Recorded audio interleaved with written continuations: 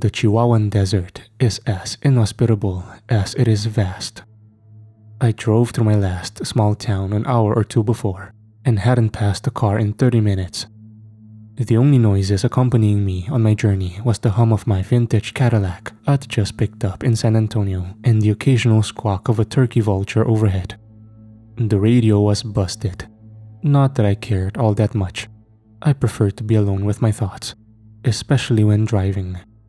The dust bites like a rattlesnake out here, and seeing it creep into the car's dark paint job almost brought a tear to my eye.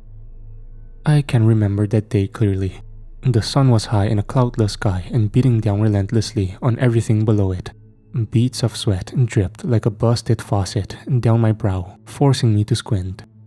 The barely paved road was desolate, and by this point in the day, it felt like I hadn't seen another car in hours, or anything for that matter. Even the cacti had petered out. Either side of me lay a landscape of orange and beige, dotted with dying shrubs and otherworldly rock formations. Very little called the cracked soil home. Scorpions, snakes, and insects bordering on alien. Buzzards fed on the hardiest of mammals who try to stick it out. Whether it was a rabbit, a wolf, or a human being, they'd all be reduced to a scattering of bleach-white bones. Still, this patch of land had a road running through it for a reason, which I was reminded of when I saw a gas station up ahead. It began as a pinprick on the horizon, enlarging as I drew nearer. There was a certain haze to the building, an illusion of the heat. I left a trail of dust in my wake as I pulled into the mirage, parking by the pumps, which had a no gas sign hanging about them. I swung my car door open and let my boots hit the sand. The heat struck immediately. It was oppressive and blistering, but bearable if you'd been raised in it. I straightened my spine with a crack and looked around. The building looked derelict. The windows covered in faded advertisements were cracked and stained and set into crumbling masonry. From further up the road, I saw that a small home had been tacked on behind the gas station. Surrounding the structure was a collection of a dozen or so cars, rusted and ruined. Accompanying them was discarded furniture, anything from a rotten wooden closet to an old washing machine. The place was a dump, and the makeshift animal bone decor dangling from every overhang only made it more repulsive. Then again, it wasn't like I had a choice of where to stop off. I gritted my teeth, passed under the bison skull above the entrance, and stepped inside. The counter was unmanned and the store was barren. I walked in and made my way between the shelves, each stacked with a handful of goods.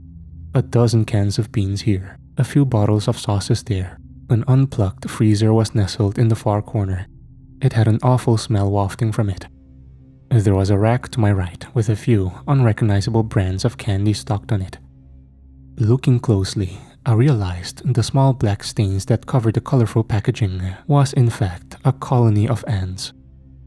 I glanced down the aisle, taking it all in. My grandmother's pantry was more well stocked than this place, and she's dead.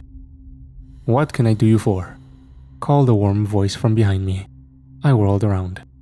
There was a man standing behind the counter, his hands resting on the dusty wooden top. His skin was a sickly pale, punctuated by a deathly blue hue. He wore a yellowing vest, stained with oil and sweat. As I approached the store's dank checkout, I saw that he was wearing a tattered pair of jeans. He had a faded feet cap covering scraggly strands of gray hair. His face, like the rest of him, had been through the ringer. His eyes alternated between beady and bulging. His fat, hawkish nose was bent into the shape of a question mark and had fewer teeth than I could count on my fingers. He seemed to be proud of what blackened teeth he had left though, as he grinned hideously. "I was wondering if you had a map I could take a look at," I said. "A map, huh? Sure, he replied. "What kind? State map? Road map?" "Just one of the local area, please," I asked. Suddenly, he yelled, shocking me into taking a step back. "Plum, bring the small map," shouted the man behind the counter. There was no response. For a second, we just looked at each other in silence. "The name's Hank, by the way," said the man as he wiped his nose on his wrist before holding out his hand to shake mine. I returned the gesture reluctantly and told him my name, Not my real one, of course, but it was the polite thing to do. It was followed with more silence as I awkwardly stood in front of him, trying to look anywhere but the growth under his eyelid. I felt the craving starting to build up in me and saw the rack of gum by the counter. Impressively, it was ant-free. I grabbed a packet of apple-flavored chewing gum and slid it across to Hank. "I'll take this too," I said. Hank nodded. "That'll be..." He paused for a long second before saying, as if it was a question, 5 cents. 5 cents? I parroted, surprised. Sorry, said Hank when he saw my reaction. "I meant 45 cents. I took out a crumpled dollar bill and handed it to him. He took it from me and folded it into his antique register, then plucked out the right change, which he deposited into my palm.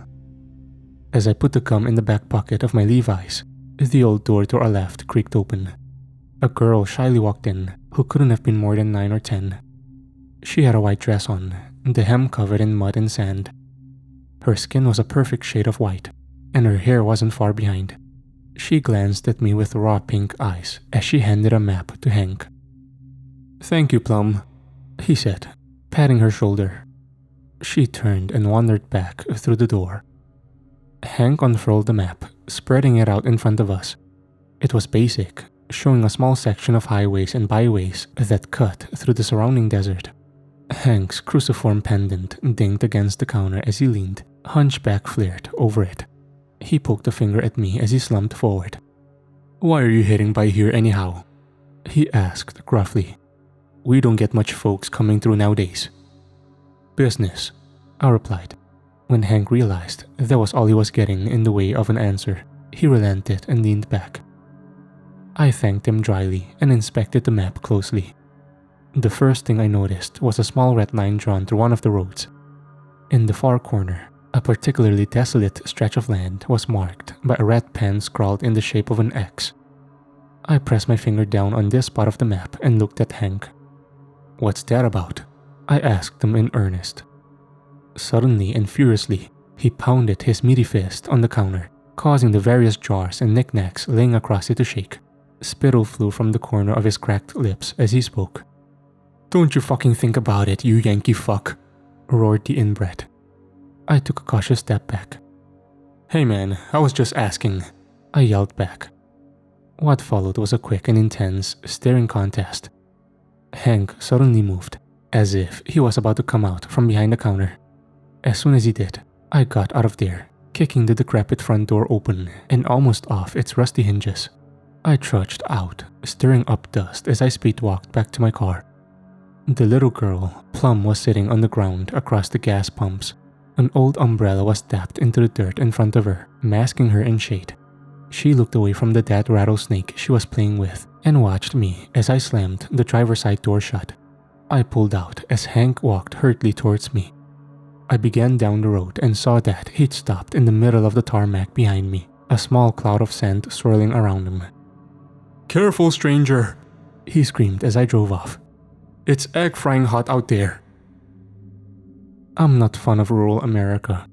Sure, there's the occasional quaint mom-and-pop shop that offers a free slice of apple pie with every purchase, but they felt few and far between. It's a shame.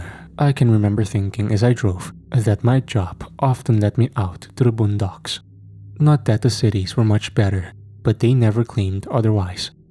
I've never heard of someone being shocked by a bad encounter in a place like Spartanburg, but out here, a certain plastic kindness is expected. Rarely from my personal experiences is it ever found. I was going to the Red X, an area where anyone passing through is told expressively not to go felt perfect, and I had committed Hank's map to memory. Once I was far enough away from that gas station, and sure, he wasn't following me in the old pickup I saw parked next to the building, I pulled up on the side of the road. I opened my glove compartment and took out my own folded road map of that state. I traced the marked roads, finding my location and working out my position in relation to Hank's small scope map. Sans a few roads that I assumed were only known and used locally and were just dirt tracks by any other name. Because of this, I reasoned they didn't make the cut for any official land survey. After some pondering and pen chewing, I felt pretty certain that I'd located the supposed forbidden area and marked it in myself. I put the map down on the passenger seat and started to drive. Over the next few hours, I passed 2 cars. Both times I held my breath as they went by, waiting for them to stop and for Frank's entire extended and heavily armed family to pile out. That didn't happen, obviously, and I was left alive long enough to enjoy the wonderful scenery. The further I went, the more the full desolate landscape became populated with strange and awesome rock formations. They stood at odd angles, like the furniture arrangement of some biblical giant. Some sprawled like massive petrified fungi. Others stood slender and small near the roadside, tricking my tired mind into imagining a desperate hitchhiker. As the sun dipped below the orange horizon and a deep purple overtook the sky, these stationary travelers became more frequent. Some were geological features, others were cacti, but a few I could have sworn were neither. Without GPS or really any road signs to work off, my journey consisted mostly of guesswork. Still, I was relatively certain I was in the right spot as I veered off the barely paved road and into the desert, praying to God to protect my bumper. My headlights pervasively revealed my surroundings as I drove further, crushing small shrubs beneath my wheels. Finally, I decided I was secluded enough. I braked, parking my car next to a small clearing of earth with little vegetation. I let the car run, lighting up the area. I swung the door open and stood up for the first time in hours. My back cracked in places I never imagined could as I stretched. After limbering, I opened the back door and leaned in, retrieving the shovel laid out under the seat, slammed the door shut again and walked to the back of the car. I popped the trunk and grimaced. The body had started to smell. It was to be expected. I can remember thinking, since it hit 100 degrees Fahrenheit on the journey out here. With that in mind, I was surprised that she hadn't been baked in that small metal compartment. The body was a woman in her 40s, I reckoned, with dyed blonde hair and a poor dress sense. I wasn't sure why she was killed, or why they needed her to disappear so fast. Not that it mattered. I grabbed her, making sure to lift with my legs as I heaved the encumbering weight from its resting place. I set it down in the dust with a puff of my chest and got to digging her grave. I'd been blessed with a patch of land free of hard-packed caliche. Instead, it was mostly loose topsoil and sand. This wasn't without an extra magnitude of difficulty though. The cold night winds of the desert blew Lois into the slowly deepening hole. On top of this, loose sediment collapsed inwards every few minutes. The whole ordeal felt like taking a step forward and 2 back. Gradually, the hole began to widen. Soon, it was almost 3 feet deep. I thanked God for not placing a layer of volcanic rock right beneath where I stood during his creation of the earth. Once it was at an acceptable depth, I set the shovel down and began to drag the corpse toward it. It was cold and stupidly, I hadn't brought a jacket with me. Doing so felt needless, considering the midday weather. Shivering, I dumped the body unceremoniously into the small pit, still in the fetal position. I started to cover it up with the dry dirt piled around the opening. Eventually, there was no evidence of her existence other than a small bump in the road. Satisfied, I threw my trusty shovel into the trunk, not wanting to get soil all over the leather seats. I closed and locked it and walked around to the front of the car. I took a packet of cigarettes and a lighter from the glove compartment and lit one up. I started to amble around the car as I smoked. It really was a lovely part of the country. The moon was high in the sky now, and the rock formations were left as nothing but a silhouette, all depth and color lost. While visually, the beauty had been dampened, I could clearly hear the vibrance of my surroundings. Coyotes howling, owls shrieking, and masses of insects buzzing singularly.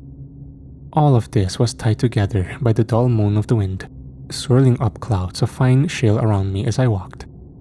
I met it with my own clouds of tobacco smoke, but it was no contest.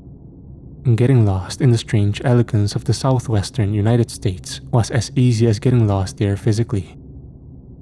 I suddenly became conscious of my absent-minded wandering. I dropped my cigarette and killed it under my boot heel. The car was about 30 yards away, easily visible thanks to the blinding headlamps. As I started to walk towards it, a sudden stillness grasped the area. Listening out, I could hear, well, nothing, apart from the low hum of the engine. Frowning, I kept making my way towards the car. I reached the driver's side door, yanked it open and collapsed inside with a sigh. I pinched the bridge of my nose. The beginnings of a migraine were starting to take hold. I exhaled again as I started to drive, the uneven ground making for a bumpy ride. I hadn't even reached the road when I saw it. Looking in my wing mirror, I saw someone standing over the grave. The figure was a featureless silhouette, made visible by the moonlight. I stopped the car and got out, squinting to see it better. Was it a mirage? A trick of the dim light? I could make out a head, and arms hanging just apart from the torso. I was sure it was right where I had buried the body. I took a flashlight from the glove compartment, flicked the beam on high, and began to make my way toward the figure. Bright light wasn't kind to the foliage, which appeared as sickly green-gray weeds. I brushed past them as the figure came more in view. I strained my eyes to glean more detail, until suddenly, it disappeared. Like a tower being demolished, its humanoid form pancaked downwards and became the night. "Hey, hey!" I shouted, unnerved. I picked up my pace until I was at the spot. I threw the light around me, but saw nothing other than the small patch of upheaved earth. Once I was sure no desert swelling hick had stumbled onto the burial site, I turned, constantly glancing over my shoulder, and walked back to the car. At this point, it was freezing. I could see my breath swirl in the air around me. The difference in temperature between midday and midnight was astounding. I started to wonder if it was a punishment.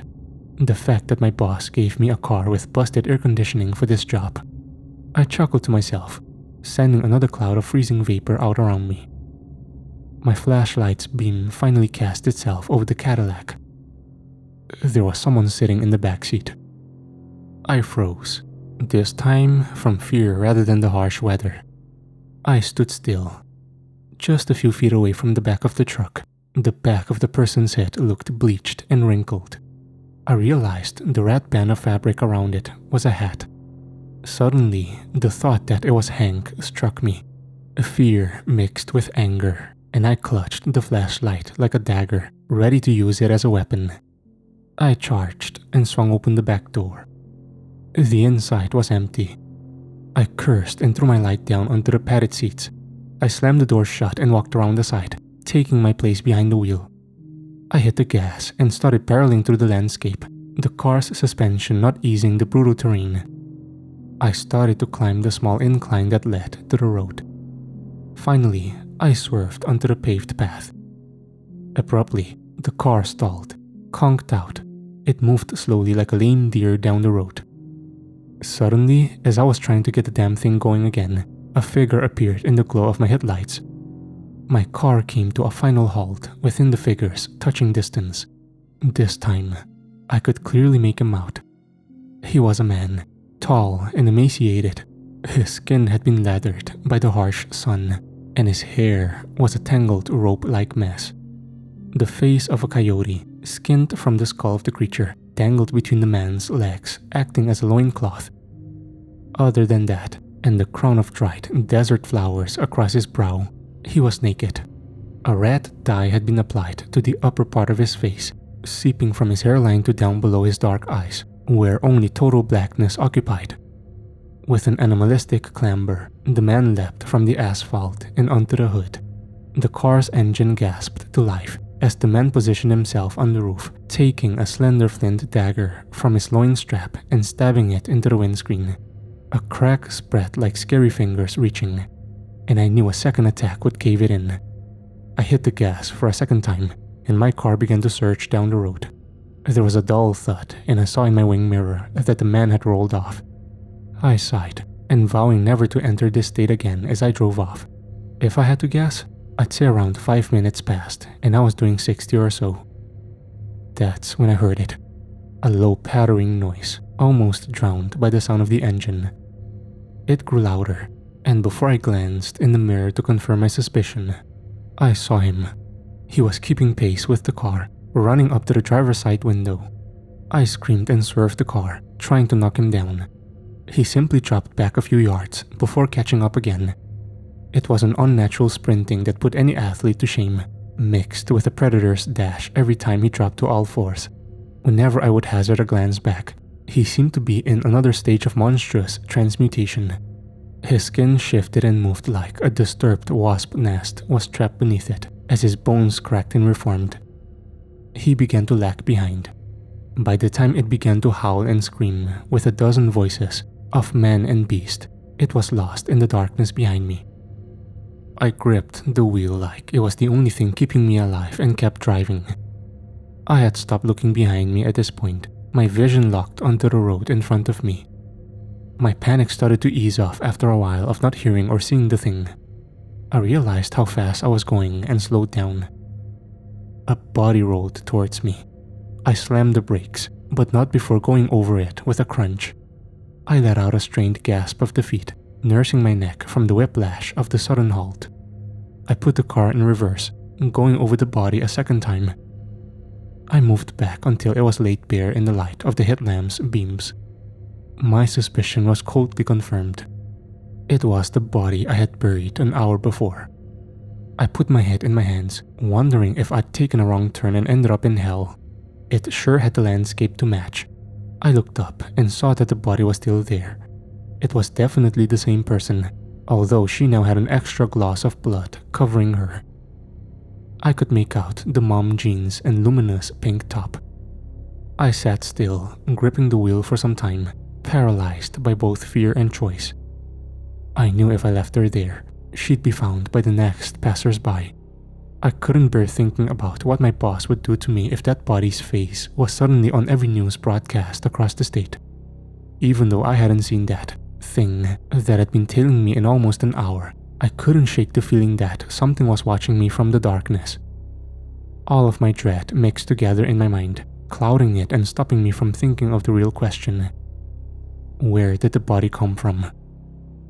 I made my decision.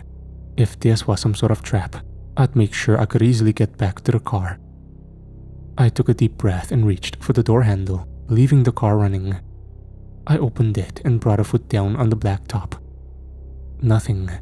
I climbed out of the car, leaving the door wide open. I stood up and looked around me. Nothing. I opened the back door, leaned in and grabbed my flashlight. I flicked it on and closed the door behind me. I turned and made my way towards the body. Nothing. I reached it.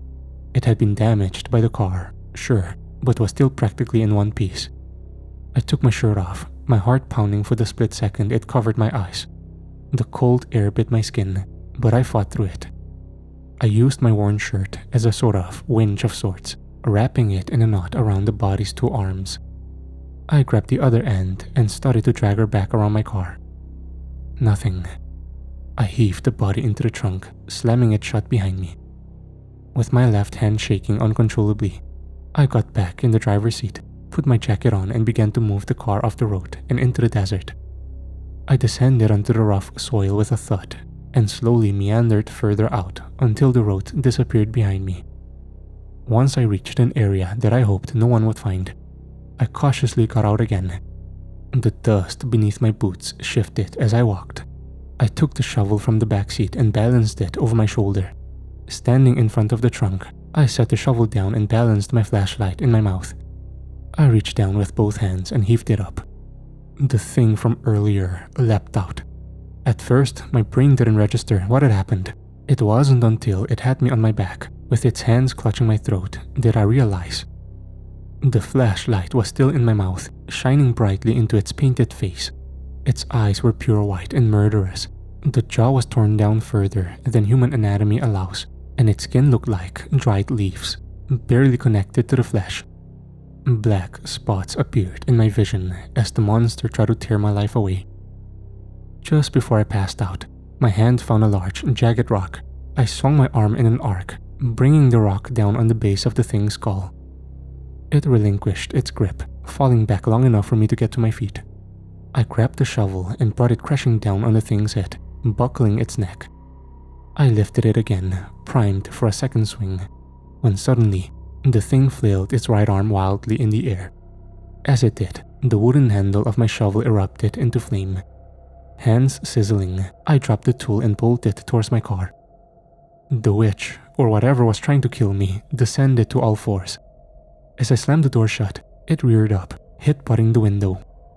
A large crack appeared as my car began to move, the uneven terrain brutalizing the suspension. The grotesque witch clung to the frame as I swerved violently. Its skull began to shift under the skin. Before it could transform, I drove into the one structure in the area, a lone standing rock. I turned just before a head-on collision became inescapable. The rock scraped against the side of the car, like an iceberg against the hull of a great ship. The witch was pummeled against it as well and went flying off into the darkness. Eventually, the light from my headlamps illuminated the road, and I was once again driving on open highway.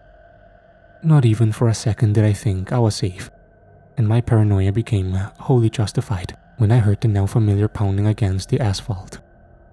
A glance in my mirror confirmed that the witch was once again gaining on me. Its legs were bent like a jackal's, or rather the bones were, with the flesh begrudgingly following the new form of their frame. The rest of its body remained humanoid, for now.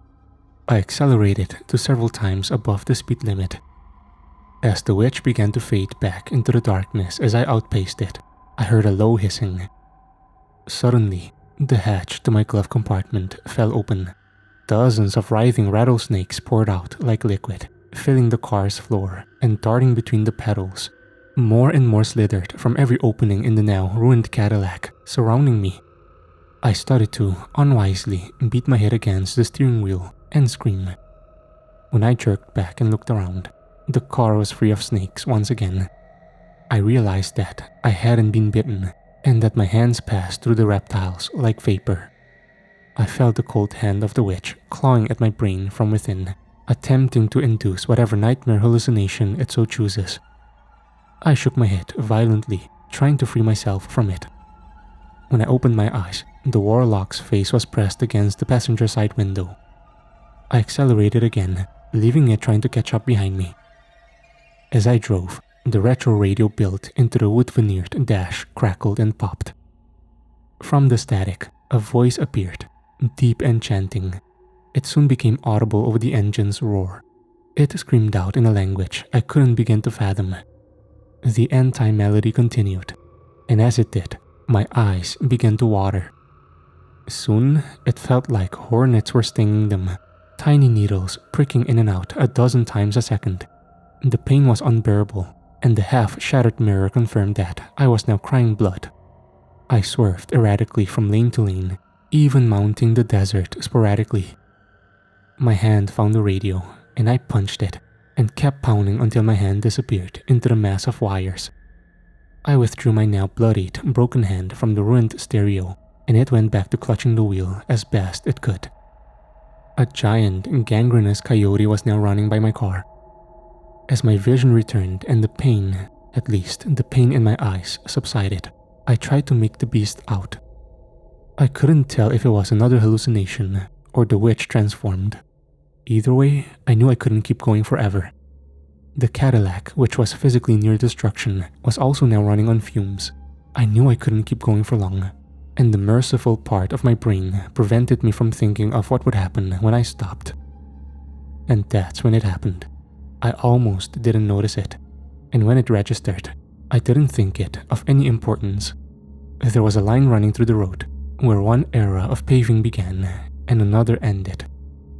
I passed it with ease, but the beast on the other hand came to an abrupt halt like a car slamming into a brick wall. I left it in a cloud of dust, its howling coated with a distinctly human frustration.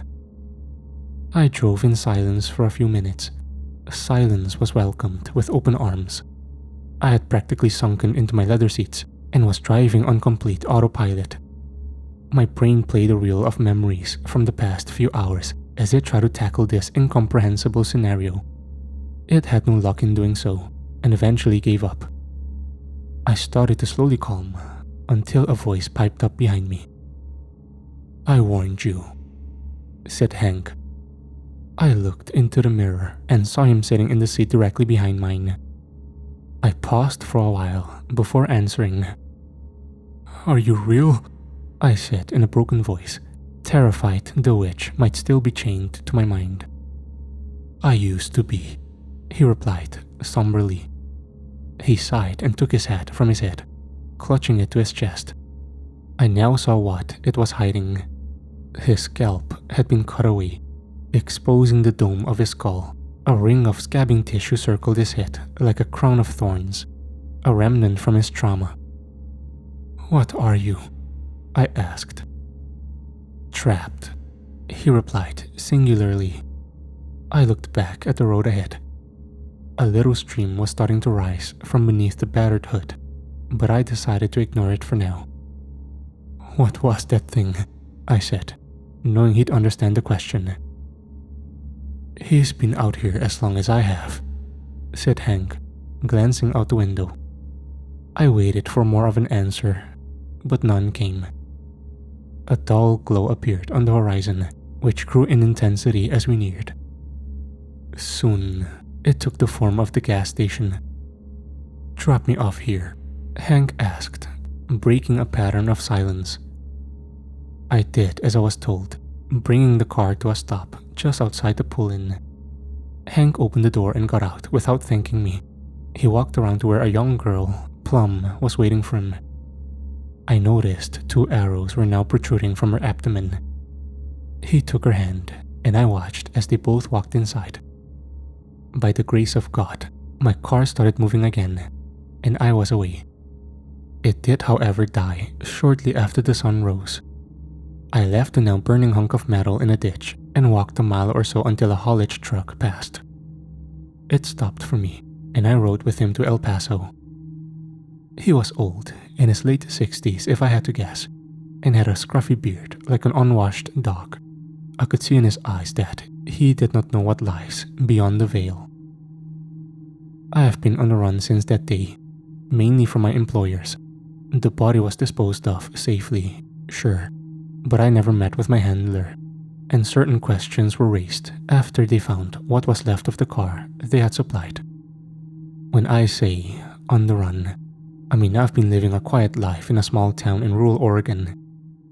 I'm a permanent resident and a handyman at the B&B of a sweet old lady who reminded me of the woman who raised me. For me, it really is a quiet life. And since that night, I haven't been able to speak. I often stand in front of the mirror and try to talk to myself, but the words are lost at sea and never quite make it out from my mouth. Naturally, I've taken to writing and think it's finally time. You all know my story.